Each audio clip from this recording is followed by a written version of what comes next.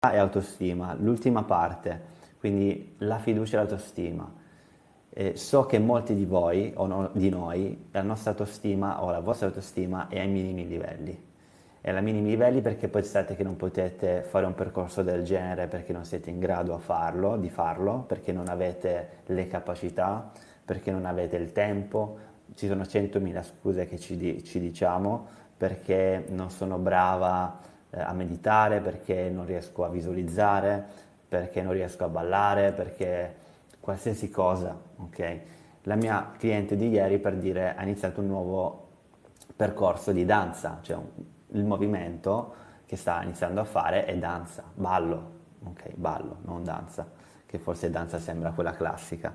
E lei mi diceva, guarda che non l'avrei mai detto 3 mesi fa che avrei iniziato, o 6 mesi fa che avrei iniziato il ballo, perché io sono una frana e sono ancora una frana a ballare, mi vergognavo, mi vergogno.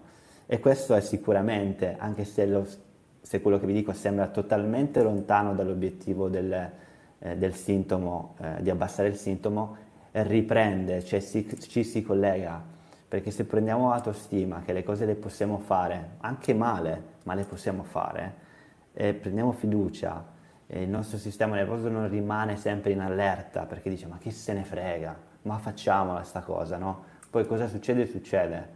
Proviamo almeno.